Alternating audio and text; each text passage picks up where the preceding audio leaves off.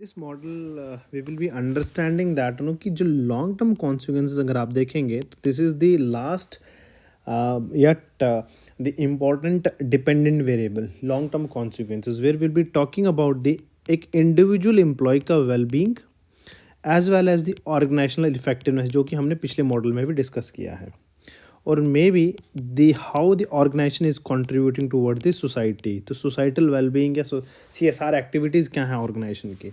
तो ये जो हार्वर्ड मॉडल है this Harvard model is talking about that कि जब HRM पॉलिसीज जब बनती हैं तो उसके लिए दो फैक्टर्स रिस्पॉन्सिबल है। वन एक holder interest, second is situational factors.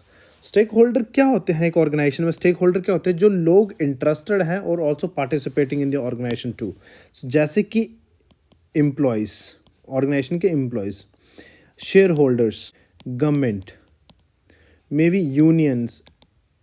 Talking about the management terms तो हम एम्प्लॉय ग्रुप्स की भी बात कर सकते हैं। अब क्या है, they all have their own concern towards the organisation.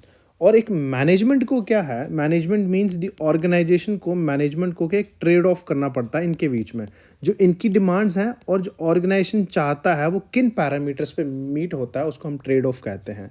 Now something that management has to sacrifice, something they have employees या जो भी रिप्रेजेंटेटिव हैं दे हैव टू सैक्रिफाइस। जो एक सैक्रिफाइस करते हैं और एक कॉमन पॉइंट पे आते हैं उसको हम कहेंगे ट्रेड ऑफ। तो एक स्टेक होल्डर इंटरेस्ट बहुत मैटर करता है। जैसे यूनियन डिमांड्स हैं कि आपको, जैसे बात करें कि 8 hours policy, working hour policy जो है वो अडॉप्ट की जाए ऑर्गेनाइजेशन में, या जैसे संडे का कॉन्सेप्ट नहीं था तो वो क्या यूनियंस ने ट्राई किया, right, that is a part of a stakeholder interest. Organization में जब फर्स्ट टाइम ये हुआ था उन्होंने स्ट्राइक किया और HRM पॉलिसी बन गई कि आफ्टर एवरी 6 डेज संडे जो है एक रेस्ट हॉलीडे जो है डिक्लेयर किया गया है। Second is situational factor. Situational factor में बात करेंगे कि जी कि current scenario in the market, current scenario जैसे कोविड-19 हुआ तो कोविड-19 में क्या हुआ, बहुत सारे ले ऑफ हुए। ले ऑफ क्या हुआ कि जब ऑर्गेनाइजेशन जो थे वो अनेबल थे to provide the employment opportunity to the employees due to certain reasons, या लोगों को उन्होंने फायर कर दिया, या मे बी टेक्नोलॉजी से related, it can be other things situational. जैसे बात करें कि टेक्नोलॉजी की कॉन्टेक्स्ट में बात करें कि अब this we are talking about the tech savvy, अगर टेक सेवी है, अगर एक कोई सॉफ्टवेयर कंपनी है सो दे रिक्वायर सॉफ्टवेयर इंजीनियर्स। तो AI के कॉन्टेक्स्ट में क्या सॉफ्टवेयर इंजीनियर की डिमांड ज़्यादा है। अब ये क्या एक सिचुएशनल फैक्टर है technology. So in that way HRM policy जो है वो ऑल्टर करनी पड़ेगी keeping the situational factors in a view. So therefore share holder interest and situational factor बहुत ही इंपॉर्टेंट रोल प्ले करते हैं HRM पॉलिसीज़ को। तो इसलिए क्या होगा नाउ, इफ अगर इनकी सप्लाई कम है and demand is higher then they will have to give them higher reward system to them. उनको बहुत सारा कॉम्पनसेशन देना पड़ेगा, राइट। उनको जो है और सारी अदर फैसिलिटीज़ प्रोवाइड करनी पड़ेंगी। सो इन अकॉर्डेंस टू दिस इनको क्या है HRM पॉलिसीज़ जो डिज़ाइन करनी पड़ती हैं, ये मॉडल कहता है। Now the fourth variable is, अगर देखेंगे तो this is the first variable, this is second, this is third and this is the fourth which is HR outcomes, and this will be basically concern with the 4 C's। One is commitment. So commitment क्या होता है, एक emotional attachment होती है कि employ की और जो काम दिया जाता है उसके साथ किस तरह से इमोशनली इन्वॉल्व है एक एम्प्लॉय, वो आ गया ऑर्गेनाइजेशनल कमिटमेंट या employ commitment in an organization की। एक काम जो आपने दिया है अपने एम्प्लॉय को, वो कितना इमोशनली अटैच है उस काम के साथ। तो एक बॉन्ड बन जाता है एक एम्प्लॉय और ऑर्गेनाइजेशन का, so that they will be just no helping each other in the upcoming times.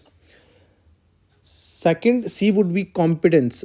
जब HR पॉलिसीज़ डिज़ाइन की जाती हैं तो एक कॉम्पिटेंस जो है एक जैसे हमने मीनिंग ऑफ HRM में भी बात करी थी which was related to the ability, skill and knowledge, उसके साथ साथ ये कॉम्पिटेंस भी डेवलप की जाते हैं कि do you have in your organization competence people और नॉट। मतलब कि अगर कोई काम उनको दिया जाएगा तो वो कैपेबल है उन काम को करने के लिए, उनके पास स्किल सेट है या नहीं है। Third is congruence. Congruence is basically talking about ये डिटरमाइन करता है कि एक ऑर्गेनाइजेशन कितना प्रिपेयर्ड है अपने ऑब्जेक्टिव्स को अचीव करने के लिए जो उन्होंने अपने विजन में डिसाइड कर रखे हैं। So congruence is basically talking about the कितना एक कोऑर्डिनेशन है एक ऑर्गेनाइजेशन के एम्प्लॉयज़ के एफर्ट्स में in order to achieve the organizational goals. So therefore, in sum, we can call it as a congruence is something which determines the how well an organization is prepared to achieve its defined or predefined objectives. Fourth C is cost effectiveness. It basically talks about the sustainable practices that is being adopted by the organization.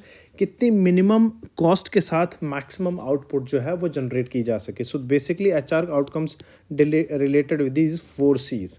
And the long term consequences जैसे हमने बात करी थी कि अगर एक employee क्या है वो कमिटेड है, उसमें कॉम्पिटेंस डेवलप हो रही हैं with the passage of time, congruence भी है and they are also delivering the best out of their, अपना वो बेस्ट दे रहे हैं, तो इनकी क्या होगी, एक इंडिविजुअल एम्प्लॉय क्या होगा, बहुत ही खुश रहेगा, तो उनका जो वेलबींग है that will be on a higher side. And if this wellbeing is on a higher side, उनकी जो प्रोडक्टिविटी है वो ज़्यादा होगी, और उस प्रोडक्टिविटी ज़्यादा होने से क्या होगा, ऑर्गेनाइजेशनल जो गोल्स हैं वो ऑर्गेनाइजेशनल गोल जो है वो आसानी से अचीव होंगे, जिसको हम कहेंगे ऑर्गेनाइजेशनल इफ़ेक्टिवनेस, जो कि हमने प्रीवियस मॉडल में भी बात करी थी, राइट. एंड देन ये सारे जो भी आउटकम रहेंगे इनका again will be having a reversal impact on a HRM policies with the help of the stakeholder interest and situational factors as well. So ये हार्वर्ड मॉडल कहता है कि लॉन्ग टर्म कॉन्सिक्वेंसेज हैं, मगर इनके लिए क्या है, आपको एक HR आउटकम्स पता होनी चाहिए.